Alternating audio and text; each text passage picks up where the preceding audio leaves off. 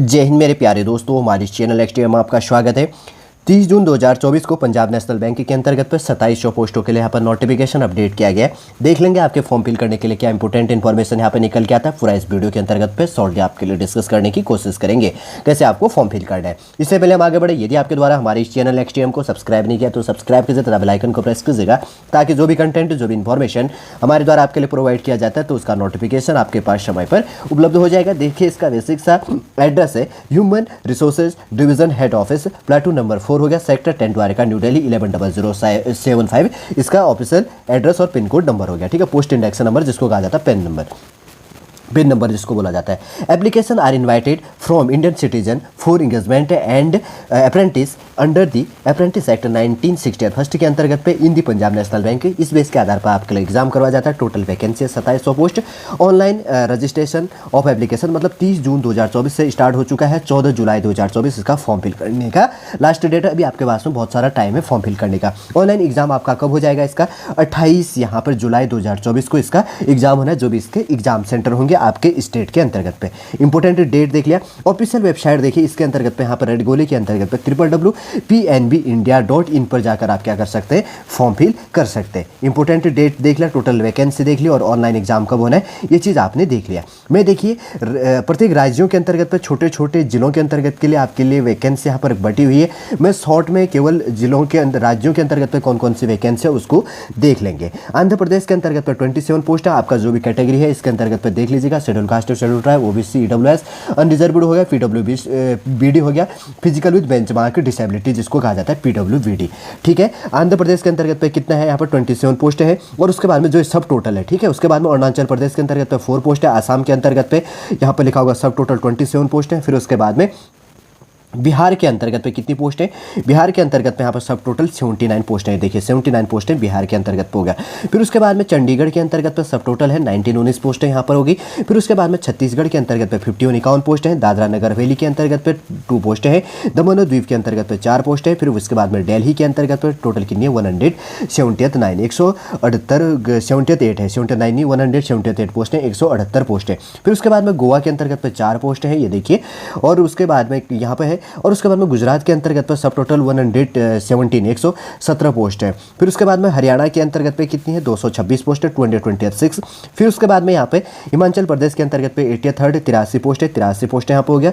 जम्मू कश्मीर के अंतर्गत पे यहाँ पर देखते हैं कहाँ पे है, 26 पोस्ट है टोटल, ठीक है, 26 सीट है। और उसके बाद में झारखंड के अंतर्गत पर टोटल कितनी सीटें हैं? 19 सीटें, 19 सीटें होगी, ये देखिए। और कर्नाटका के अंतर्गत पर 32 सीटें हैं। और केरला के अंतर्गत पे कितनी सीटें यहाँ पर? 22। और लद्दाख के अंतर्गत पर 2 सीटें हैं। और मध्य प्रदेश के अंतर्गत पे 133 सीटें। और उसके बाद में महाराष्ट्र के अंतर्गत पे 145 सीटें। कहाँ गए? ये है, देखिए, महाराष्ट्र के अंतर्गत पे 145 सीटें। और मणिपुर के अंतर्गत पे 6 सीटें, 6 सीटें। फिर उसके बाद में मेघालय के अंतर्गत पर 2 सीट है। और मिजोरम के अंतर्गत पर भी 2 सीट है। और नागालैंड के अंतर्गत पर 2 सीट। फिर उसके बाद में उड़ीसा के अंतर्गत पे कितनी सीटें? यहाँ पे 71 सीटें हैं। और उसके बाद में पांडिचेरी, जो पौंडीचेरी या पुदुचेरी ये भी कहा जाता है इसको, तो इसके अंतर्गत पर 2 सीटें होगी। और पंजाब के अंतर्गत पे कितनी है? नीचे दिया होगा इसका। पंजाब के अंतर्गत पर टोटल कितना है? सब टोटल 251 सीटें, देखिए, पंजाब के अंतर्गत पे, ठीक है, अगर पंजाब राज्य से आप फॉर्म फिल करते हैं तो। फिर उसके बाद में राजस्थान के अंतर्गत पे 206 सीटें हैं, ये देखिए, सब टोटल यहाँ पे किया गया है। और सिक्किम के अंतर्गत पे 4 सीटें हैं। तमिलनाडु के अंतर्गत पे 60 सीटें होगी। फिर उसके बाद में तेलंगाना के अंतर्गत पे कितनी है? 34 सीटें। तेलंगाना कहाँ गया? ये देखिए, तेलंगाना के अंतर्गत पे 34 सीटें। त्रिपुरा के अंतर्गत पे 13 सीटें। और उसके बाद में उत्तर प्रदेश के अंतर्गत पे कितनी है? यहाँ पर सब टोटल क्या होगा? उत्तर प्रदेश के अंतर्गत पे सबसे ज़्यादा सीटें, 561 सीटें, देखिए। फिर उसके बाद में उत्तराखंड के अंतर्गत पे 48 सीटें हैं। फिर आगे बढ़ जाता है, ये देखिए, वेस्ट बंगाल, पश्चिम बंगाल जिसको कहा जाता है, इसमें कितनी है? 236 सीटें हैं। पश्चिम बंगाल के अंतर्गत पे टोटल 2700 सीटें, ठीक है। जिसके अंतर्गत पे कैटेगरी वाइज यहाँ पे देखिए, सबसे पहले शेड्यूल कास्ट के अंतर्गत पे कितनी सीटें हैं यहाँ पे? ये देखिए, शेड्यूल कास्ट के अंतर्गत पे यहाँ पे 481 टोटल सीटें हैं, ठीक है। और शेड्यूल ट्राइब के अंतर्गत पे शेड्यूल कास्ट हो गया, ओबीसी हो गया, ईडब्ल्यूएस एटसेट्रा, सारी की सारी कैटेगरी, पीडब्ल्यूबीडी, सारा के सारे कैटेगरी यहाँ पे इंक्लूड हो जाता है। ये चीज़ देखिएगा। ईडब्ल्यूएस के अंतर्गत पे कितनी सीटें? 255 सीटें, ये वाला जो आ जाता है, ठीक। अनरिजर्व के अंतर्गत पे टोटल कितनी? 1183 सीटें। 2700 में से 1183 सीटें अनरिजर्व का है। और उसके बाद में schedule caste, schedule tribe, OBC, EWS और जनरल। फिर उसके बाद में पीडब्ल्यूबीडी इसके अंतर्गत physical with benchmark disability base के अंतर्गत पे जो भी वैकेंसी अपडेट हुए पूरा का पूरा हमने इसके अंतर्गत पे देख लिया। देखिए उसके बाद में नेशनलिटी और सिटीजनशिप की इनके द्वारा यहाँ पे बात की गई है। अगर यहाँ पर बात करेंगे तो a citizen of India, subject of Nepal, subject of Bhutan, a persons, और 4th नंबर का पॉइंट है a persons of India origin who has migrate from Pakistan, Burma, Sri Lanka, eastern Africa countries of Kenya, Uganda, the United Republic of Tanzania, formerly रूप से Tanganyika and Zanzibar, Zambia, Malawi, Zaire, Ethiopians and Vietnam with the intention of permanently settle in India, वही इसके लिए eligible है। ठीक है, citizenship देख लिया होगा। और उसके बाद में एज लिमिट की बात करेंगे तो जो रिफ्यूजी के अंतर्गत तो आपका डेट ऑफ बर्थ क्या होना चाहिए, मिनिमम एज लिमिट 20 और मैक्सिमम 28 होना चाहिए। 30/6/2024 को आपका एज मिनिमम 20 साल और मैक्सिमम आपकी कितनी होनी चाहिए, 28 साल होनी चाहिए। आपका डेट ऑफ बर्थ 30 जून 1996 से लेकर 30/6/2004 के बीच में आपका डेट ऑफ बर्थ होना चाहिए। 30 जून 1996 से लेकर 30 जून 2004 के बीच में आपका डेट ऑफ बर्थ होगा, तभी आप इसके लिए एलिजिबल है। ठीक है, अब देखते हैं आगे उसके बाद में एज रिलैक्सेशन, मतलब कैटेगरी वाइज एज में भी छूट दी जाती है, जिसमें शेड्यूल कास्ट, शेड्यूल ट्राइब, जिसको SC और ST कहा जाता है, अनुसूचित जाति और जनजाति के लिए 5 साल का एज लिमिट में छूट दिया जाएगा। Other backward class OBC non creamy layer के अंतर्गत जो आता है तो 3 साल का छूट दिया जाएगा, 3 ईयर्स।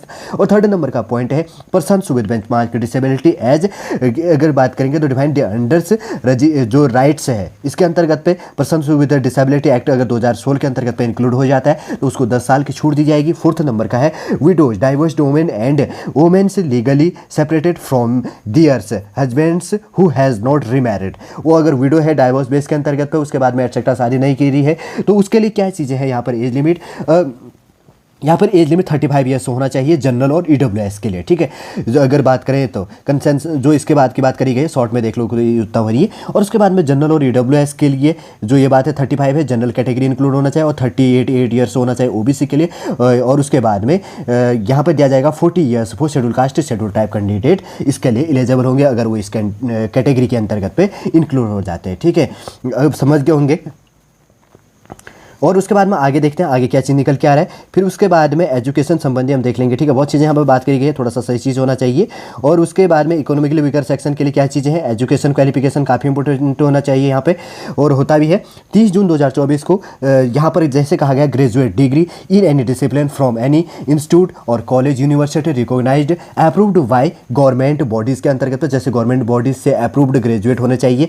जैसे आप देखते हैं ना क्या है कि AICT हो गया, UGC the result of the qualification must has been declared on of before 30/6/2024 and, मतलब 30 जून 2024 तक आपका क्वालिफिकेशन होना चाहिए। And candidate must produce marksheet and provisional degree certificate issue from the university college institute as and when required by the bank, मतलब bank के अनुसार आपका 30 June 2024 तक आपके पास में डिग्री अवेलेबल होना चाहिए, तब आप इसके लिए एलिजिबल है। ठीक है, समझ गए होंगे। और जैसे कि यहाँ पे बेनिफिट मिलता है, थोड़ा सा इस चीज़ को भी ध्यान रखो। रूरल और सेमी अर्बन के अंतर्गत पे इतना जो है, और उसके बाद में अर्बन बेस के अंतर्गत पे 12,000, और मेट्रोपॉलिटन जो एरिया होता है मेट्रो बेस के अंतर्गत पे तो उसको 15,000 यहाँ पे जो है क्या मिलता है, जो भी है बेनिफिट्स है एटसेट्रा सैलरी के बेस के अंतर्गत पे जिसको कहेंगे। कभी देख लेंगे आने वाले समय में, अभी कोई इंपॉर्टेंट है नहीं। मैंने बेसिक्स आपको फॉर्म फिल करने के लिए वेबसाइट भी प्रोवाइड किया था, वैसे वापस देख लो www.pnbindia.in पर जाकर आप फॉर्म फिल कर सकते हैं। ठीक है, आगे देखते हैं उसके बाद में क्या चीज़ें हैं। आपका डॉक्यूमेंट सही होना चाहिए, सब चीज़ें जो चीज़ होगी। देखिए फॉर्म फीस काफ़ी इंपॉर्टेंट हो जाता है। देखिए PWBED के अंतर्गत पे फिजिकल विद बेंचमार्क डिसेबिलिटी के अंतर्गत पे 472 रुपये फॉर्म फीस है। फीमेल और शेड्यूल कास्ट और शेड्यूल ट्राइब के लिए 708 रुपये, और उसके बाद में जनरल और OBC के लिए 944 रुपये यहाँ पर आपका फॉर्म फीस हो गया। ठीक है, फॉर्म फीस भी देख लिया होगा। फिर उसके बाद में देखिए सिलेबस भी शॉर्ट रूप से देख लो। सबसे पहले यहाँ पर पूछा जाएगा जो आपका एग्जाम होना है 28 जुलाई 2024 को जनरल, और उसके बाद में फाइनेंशियली अवेयरनेस की बेस के अंतर्गत पे 25 क्वेश्चन 25 मार्क्स का होगा। और उसके बाद में दूसरा है यहाँ पे हिंदी और इंग्लिश 2 लैंग्वेज में होंगे। सेकंड नंबर का है जनरल इंग्लिश का 25 क्वेश्चन 25 मार्क्स। थर्ड है quantitative and reasoning aptitude 25 question 25 marks. Fourth number का है कंप्यूटर नॉलेज 25 क्वेश्चन 25 मार्क्स का। 100 क्वेश्चन 100 मार्क्स का। 60 मिनट का आपको टाइम दिया जाएगा। आपका लैंग्वेज हिंदी और इंग्लिश दोनों लैंग्वेज में आपको पेपर प्रोवाइड किया जाएगा। ठीक है, ये चीज़ ध्यान रखना। अब तो कंप्यूटर बेस में एग्जाम हो जाती है तो दोनों लैंग्वेज आपको वहाँ पर दिखाई देता है, वैसे भी ऑफलाइन भी एग्जाम होता है तो तब भी दिखाई देता है।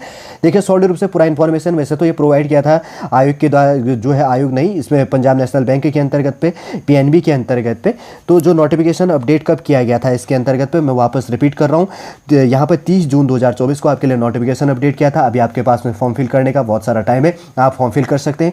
जो भी आपके फॉर्म फिल करने के लिए इंपॉर्टेंट इंस्ट्रक्शन था मैंने सॉलिड रूप से आपके लिए प्रोवाइड कर दिया। उम्मीद करूंगा दोस्तों सॉलिड पूरा इन्फॉर्मेशन आपको समझ में आ गया होगा। यदि आज का वीडियो आपको अच्छा लगे लाइक कीजिए, कमेंट कीजिए और हमारी चैनल नेक्स्ट टाइम को सब्सक्राइब कीजिए। वापस हम नेक्स्ट क्लास के अंतर्गत आपसे मिलेंगे। जय हिंद, जय भारत।